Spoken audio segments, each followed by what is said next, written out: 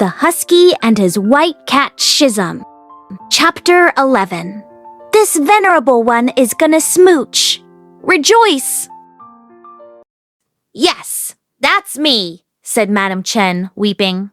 But I didn't write on the tablet. Why would I curse my own child? Indeed, you would not have done it while awake, but that's not necessarily true when you're asleep. Chu Wanning lifted his hand to pick up the memorial tablet as he spoke, channeling spiritual energy into his palm. Suddenly, blood-curdling screams erupted from the tablet, followed instantly by a heavy, festering scent of the blood that trickled forth from it. Chu Wanning's eyes were cold and piercing, his voice stern. Spirit, you dare to run so rampant! It soon became faded, and finally vanished altogether. Chu Wanning squeezed with his pale, slender fingers, and the entire memorial tablet shattered. The Chen family, watching from behind, was stunned. Even Shi Mei was struck. He couldn't help exhaling. How impressive. Moran also couldn't help exhaling, albeit internally. How vicious. Chu Wanning's face turned slightly in their direction. His elegant features were devoid of feeling, but a few specks of blood had splattered his cheek. He lifted his hand to examine the blood on his fingertips before speaking to the Chen family. All of you, stay in the courtyard today. Don't go anywhere. Obviously, none of them would dare do anything but comply after that display, and they promptly answered, Yes, yes, we'll obey Dao Zhang's every instruction. Indifferently wiping the bloodstains off of his face, he lifted a finger to point at Madam Chen. Especially you. Do not fall asleep under any circumstances. That thing is capable of possession, so you must remain awake, no matter how drowsy you become. Yes, yes, yes, yes, Madam Chen agreed repeatedly. Then she asked tearily, with a measure of hesitance. Then, Dao Zhang, my son, is he safe? For now, not forever? Then, what must be done to keep my son safe? The demon must be captured, Chu Wanning replied. In her panicked worry, Madam Chen forgot her manners and threw courtesy aside to ask urgently, And just when is Dao Zhang planning to go capture it? Right now, Chu Wanning's gaze swept over the Chen family. Which of you knows the exact location of the red coffin's exhumation? Lead the way. The surname of the eldest son's wife was Yao. Despite being a woman, she was tall and gallant. Though her face had some dread in it as well, she was relatively calm compared to the others, and immediately offered her help. I know the location, since it was selected by my late husband and myself. I will guide Dao Zhang. Chu Wanning, Moran, and Shi Mei followed Madam Chen Yao. Heading north, they soon arrived at the plot of land that the Chens had purchased. The area was overgrown and poorly lit, and it had been cordoned off. There was no one around for miles. It was also completely silent. Not even the sounds of birds and insects could be heard.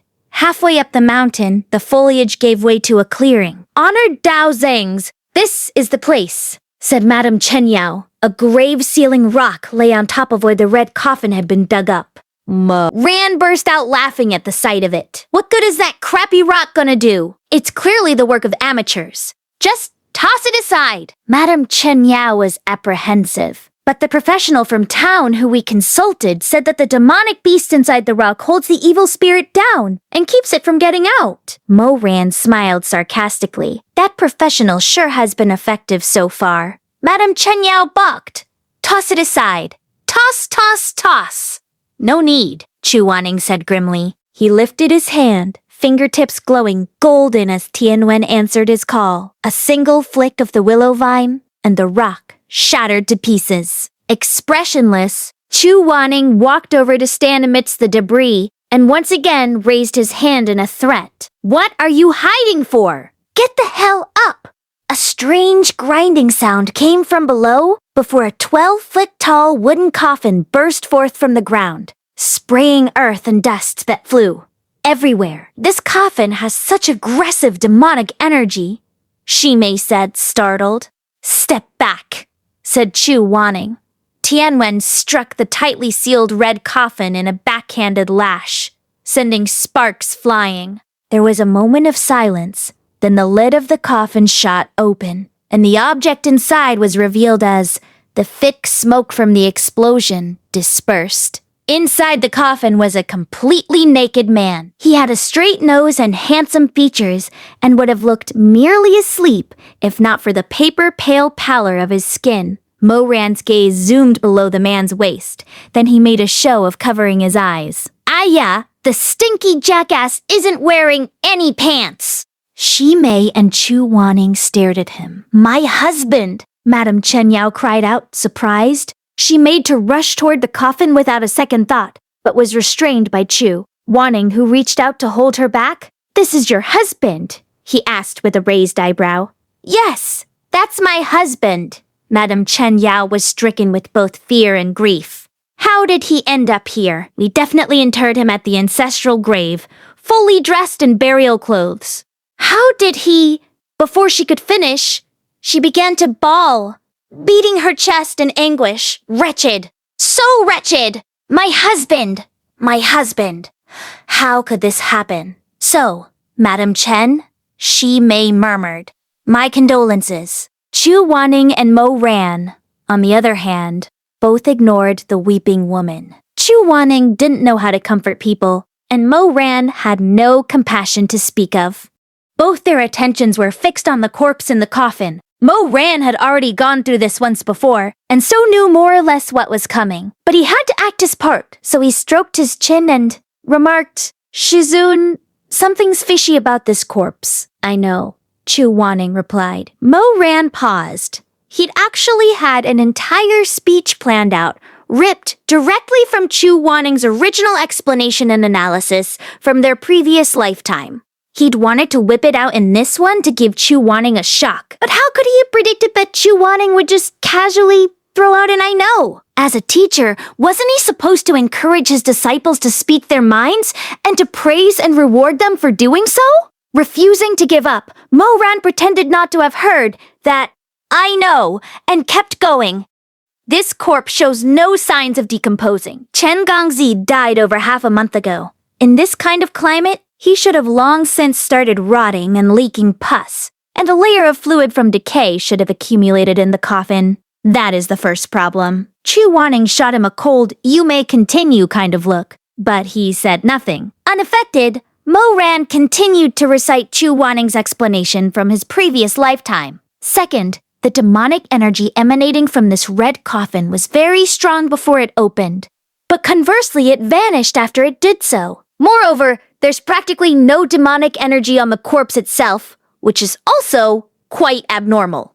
Chu Wanning said nothing. Third, have you noticed that ever since the moment the coffin opened, there's been a sweet fragrance on the wind? The scent was awfully subdued. One wouldn't have noticed it at all without paying careful attention.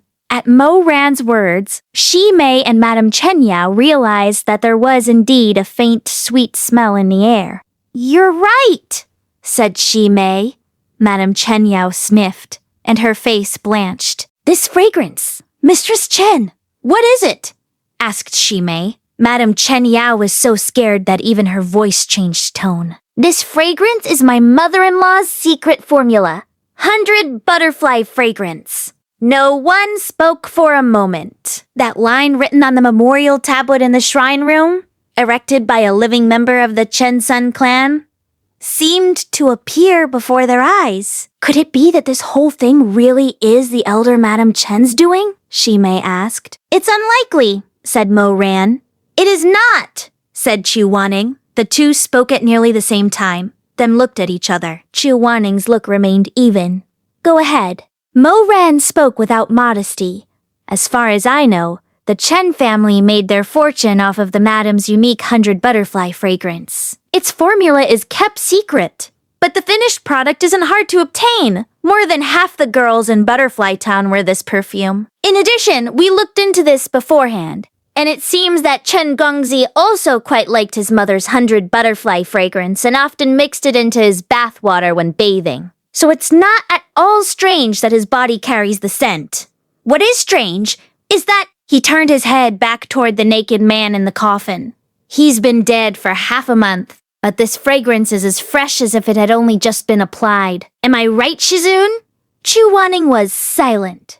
If I'm right, could you praise me just a teensy-weensy little bit?